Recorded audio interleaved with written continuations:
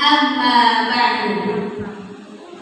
Yang terhormat Dewan Juri Lomba yang arif dan bijaksana, yang saya hormati panitia lomba serta hadirin yang saya cintai dan insya Allah mencintai saya. Pada kesempatan kali ini izinkan saya menyampaikan tausiah tentang menyambut keberkahan bulan Ramadan. Hadirin rahimakumullah, marhaban syahrosyah. Bulan Ramadan adalah bulan penuh dengan kemuliaan, bulan penuh dengan keberkahan. Mengapa disebut demikian? Ada yang tahu tidak?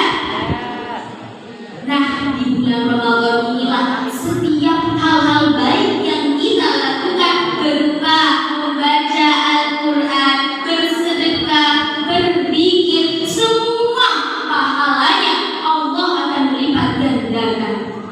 Begitupun sebaliknya, apabila kita melakukan suatu kejahatan, kemaksiatan, kemungkaran di bulan Ramadan, maka Allah pun akan melipat gandakan dosa yang telah ia lakukan. Na'udzubillahi min. Hadirin rahimakumullah, ada 3 golongan orang-orang yang menyambut datangnya bulan Ramadan. Yang pertama, orang yang bahagia dan senang akan datangnya bulan Ramadan, yakni orang yang beriman dan bertakwa kepada Allah Subhanahu. Yang kedua, orang yang senang tetapi sedih datangnya bulan Ramadan, yakni orang yang sakit karena tidak dapat melaksanakan ibadah puasa. Yang terakhir adalah orang yang sangat benci, orang yang sangat menghinakan bulan Ramadan. Inilah orang-orang yang celaka. Siapakah itu? Yaitu orang yang tidak mau melaksanakan amalan yang dianjurkan oleh Allah Subhanahu wa Ta'ala. Semoga kita semua termasuk pada golongan orang yang pertama, yakni senang dan bahagia akan datangnya bulan Ramadan. Amin Allahumma. Rasulullah Shallallahu Alaihi Wasallam bersabda, "Man shoma Ramadan imanan wa ihtisaban ghufira lahu ma taqaddama min dhanbi." Yang artinya, barang siapa yang berpuasa di bulan Ramadan dengan penuh keimanan dan mengharapkan pahala, maka Allah akan mengampuni dosa-dosanya yang telah lalu. Perlu digarisbawahi, dosa yang telah lalu ini yang tidak berkaitan dengan hak Adam. Apabila berkaitan dengan hak Adam, maka tetap tidak dimaafkan dan harus meminta maaf kepada yang bersangkutan. Dan begitu pun sebaliknya, celakalah bagi orang yang hidup di bulan Ramadan, akan tetapi sampai akhir bulan Ramadan ia belum juga mendapatkan ampunan dari Allah Subhanahu wa Ta'ala. Na'udzubillahi min. Sebelum saya lanjutkan, marilah kita bersama-sama membaca selawat rajabiyah. Allahumma barik lana fi Rajab wa Sya'ban wa ballighna Ramadan waghfir lana dzunubana.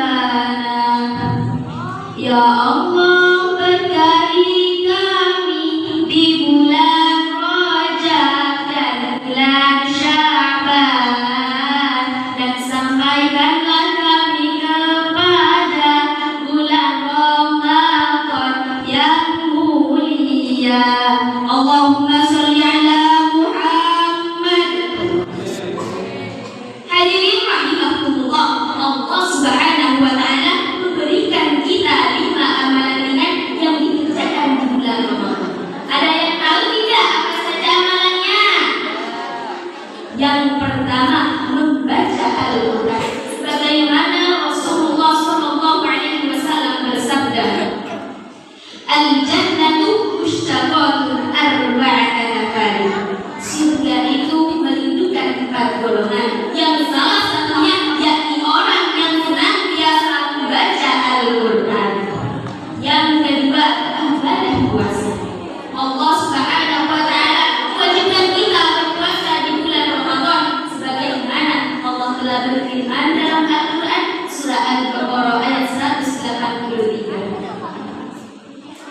أعوذ بالله من الشيطان الرجيم بسم الله الرحمن الرحيم يا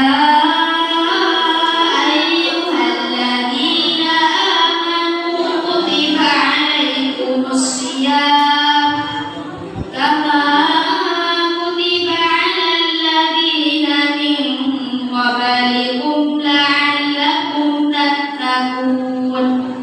Yang artinya, wahai orang-orang yang beriman, diwajibkan atas kamu berpuasa sebagaimana diwajibkan atas kaum sebelumnya. Agar apa?